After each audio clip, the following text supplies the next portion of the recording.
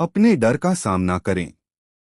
सबसे अच्छा रहस्य यह है कि आपके डर के पीछे आपके लिए कुछ अच्छा और सुरक्षित छिपा है। अगर आप थोड़ा भी डर दूर कर लेते हैं तो आप अपने जीवन को आकार देने की अपनी क्षमता में अधिक आश्वस्त हो जाएंगे। ऐसा कहा जाता है, डर मौत से ज्यादा जान ले लेता है। मौत सिर्फ एक बार होती है और हम अक्सर इसे नोटिस नहीं करते। लेकिन डर हमें बार बार चोट पहुंचा सकता है, कभी धीरे से तो कभी जोर से। अगर हम अपने डर से भागते रहेंगे तो वे दृढ़ निश्चयी कुत्तों की तरह हमारा पीछा करेंगे। सबसे बुरी बात जो हम कर सकते हैं वह है उन्हें अनदेखा करना और ऐसा व्यवहार करना जैसे कि वे मौजूद ही नहीं हैं। मनोवैज्ञानिक नैथेनियल ब्रैंडन कहते हैं, डर और दर्द को संकेतों के रूप में देखा जाना चाहिए जो हमें अपनी आंखें खोलने के लिए कहते हैं, उन्हें बंद करने के लिए नहीं। अपने डर को अनदेखा करने से हम अंधेरे आराम क्षेत्रों में चले जाते हैं, फंस जाते हैं। जेनिस जोप्लिन की कहानी, जिसमें शराब और ड्रग्स से उनकी मौत को शामिल किया गया था, को उपयुक्त रूप से ब्यूरीड अलाइव कहा गया। जेनिस के लिए कई अन्य लोगों की तरह शराब डर के लिए एक झूठा और दुखद रूप से अल्पकालिक उपाय था। यह कोई संयोग नहीं है कि उस समय व्हिस्की को झूठा साहस कहा जाता था। कुछ साल पहले मेरा सबसे बड़ा डर सार्वजनिक रूप से बोलना था।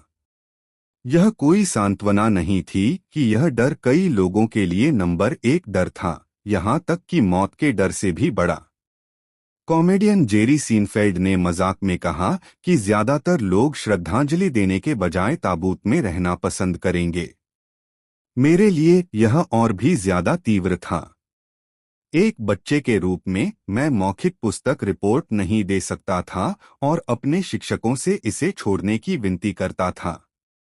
अगर मैं बोलने से बच सकता था तो मैं इसके बजाय 2 या 3 लिखित रिपोर्ट देने की पेशकश करता था। लेकिन जैसे जैसे मैं बड़ा हुआ, मैं किसी भी चीज से ज्यादा एक सार्वजनिक वक्ता बनना चाहता था। मेरा सपना दूसरों को वे विचार सिखाना था जो आत्मप्रेरणा को प्रेरित करते हैं, वे विचार जो मैंने सीखे थे। लेकिन मैं यह कैसे कर सकता था अगर मंच का डर मुझे हिलने से भी डराता।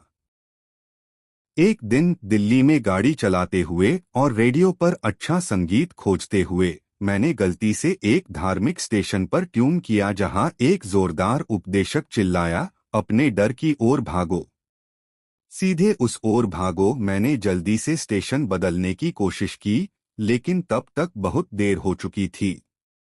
अंदर ही अंदर मुझे पता था कि मैंने कुछ महत्वपूर्ण सुना है।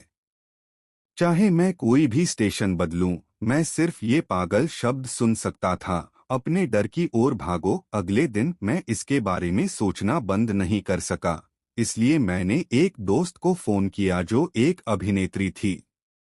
मैंने उससे कहा कि वह मुझे एक अभिनय कक्षा में दाखिला दिलाने में मदद करे जिसका उसने जिक्र किया था। मैंने उससे कहा कि मुझे लगता है कि मैं दूसरों के सामने प्रदर्शन करने के अपने डर का सामना करने के लिए तैयार हूं। हालांकि कक्षा के पहले हफ्तों में मुझे बहुत घबराहट महसूस हुई, लेकिन मुझे एहसास हुआ कि मैं अब अपने डर से बच नहीं सकता।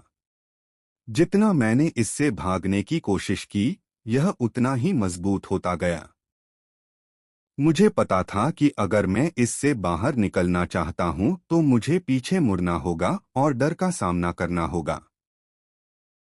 एमर्सन ने एक बार कहा था, ज्यादातर साहस पहले ऐसा करने से आता है, और यह मेरे सार्वजनिक भाषण के लिए सच साबित हुआ। इसका डर सिर्फ इसे करके ही दूर किया जा सकता है। जल्द ही बार बार कोशिश करके मेरा आत्मविश्वास बढ़ गया। अपने डर का सामना करने के बाद हमें जो रोमांच महसूस होता है, वह अब तक का सबसे ऊर्जावान एहसास है। यदि आप कभी भी अप्रभावित महसूस करते हैं, तो किसी ऐसी चीज को ढूंढें जिससे आपको डर लगता है, और उसे करें और देखें कि क्या होता है।